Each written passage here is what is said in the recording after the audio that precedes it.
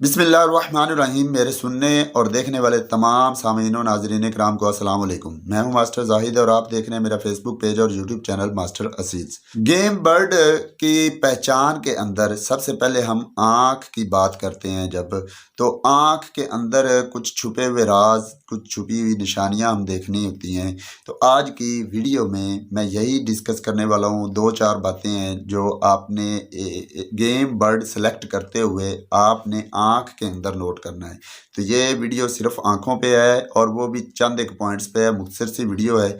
तो जब भी आपने गेम पर्पज़ के लिए या एक अच्छे ब्रीडिंग के लिए, अच्छी ब्रीडिंग के लिए आपने कोई मुर्गा सेलेक्ट करना है या मुर्गी सेलेक्ट करनी है, तो आपने उसकी आँख के अंदर जो बहुत ज़्यादा नोट करने वाली चीज़ है, बहुत ही अहम चीज़ है, जो पोशीदा बहुत है, वो कौन कौन सी चीज़ें हैं। यूँ तो आँखों के ऊपर मेरी एक डिटेल वीडियो ऑलरेडी आ चुकी है।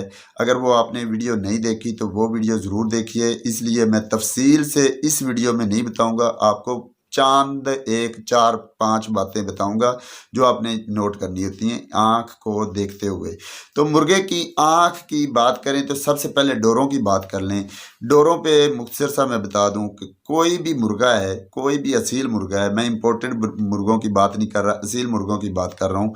तो कोई भी असील मुर्गा है, वो गेम के लिहाज से आप अगर उसे सिलेक्ट कर रहे हैं या ब्रीडिंग के लिहाज से सिलेक्ट कर रहे हैं, तो उसके डोरों में आपने ये देखना है कि डोरे गहरे रंग में ना हो, कलेजी रंग में ना हो, गहरे लाल रंग में ना हो, गुलाबी रंग में होने चाहिए और मध्यम डोरे होने चाहिए और वाज़े डोरे होने चाहिए। डोरे आपस में गड़बड़ नहीं होने चाहिए, डोरों का एक जाल फैला हुआ नहीं होना चाहिए, डोरों की वजह से एक रिंग ना बन रहा हो, डोरे वाज़े हों, बारीक हों और मध्यम हों, लेकिन उनमें ज़्यादा गहरा रंग नहीं होना चाहिए, वो हल्के रंग में होने चाहिए।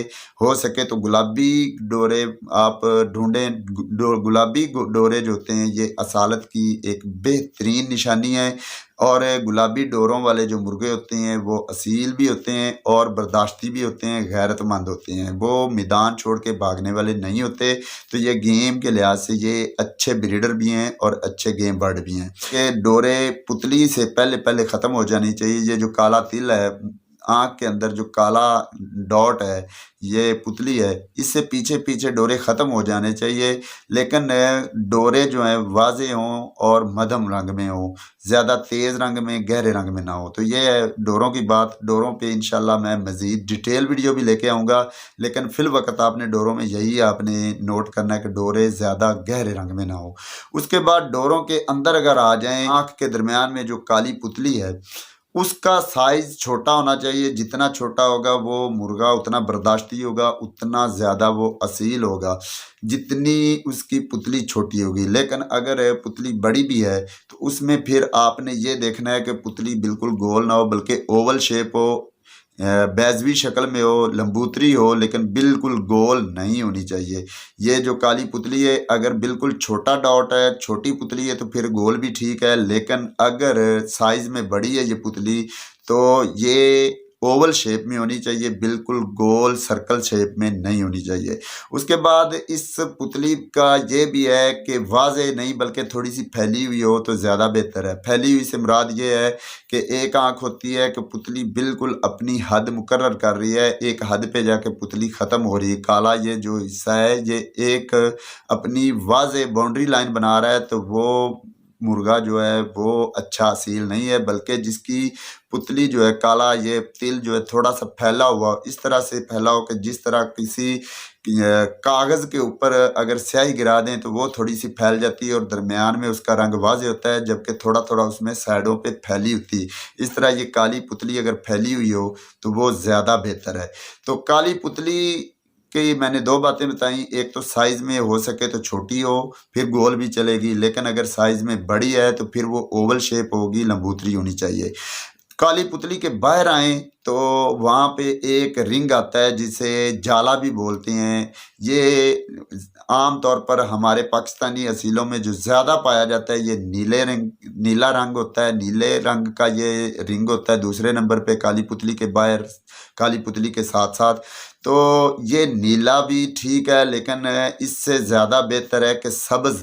सब्ज़ को आम तौर पर पहला नंबर दिया जाता है। सब्ज़ी माइल अगर वो रिंग हो तो वो ज़्यादा बेहतर है। उसके बाद काला रंग आ जाए, मतलब पुतली के बाहर काला सा फैला हुआ हो, तो वो भी दूसरे नंबर पे गिना जाता है गेम के लिहाज से। और तीसरे नंबर पे नीले रंग का ये रिंग गिना जाता है। जिस तरह लासानी है, तो लासानी क्योंकि उनकी निशानी ही ये है कि उनके रिंग नीले रंग का होता है। तो ये रिंग, ये जाला होना बहुत ज़रूरी है। जिस मुर्गे की पुतली के बाहर जाला नहीं है, मतलब ये मध्यम सा रिंग जो बन रहा है जिस कलर में भी, ये नहीं होगा तो वो गेम के लिहाज से अच्छा मुर्गा नहीं गिना जाएगा। तो ये जो जाला है, या दूसरे नंबर पे काले तिल के बाहर जो रिंग बन रहा है, ये रिंग होना एक गेम बर्ड के लिए बहुत ही ज़रूरी है। एक गेम बर्ड जो होता है उसकी ये एक अहम पॉइंट है जो नोट करने वाला है।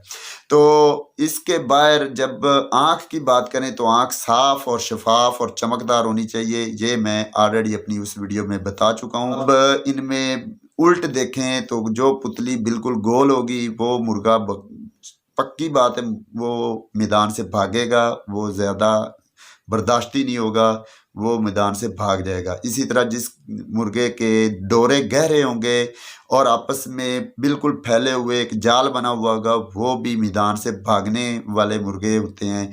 और उसके साथ साथ अगर कोई मुर्गा जिसके जाला नहीं है, तो वो भी मुर्गे भागने वाले होते हैं, वो भी मुर्गे अच्छे नहीं गिने जाते। तो आज की वीडियो यहीं तक थी। उम्मीद करता हूँ आपको ये 2-4 बातें बहुत पसंद आई होंगी। अगर आपको पसंद आई तो लाइक और शेयर ज़रूर कीजिए। अगली वीडियो तक इजाज़त दीजिए। अल्लाह हाफ़िज़।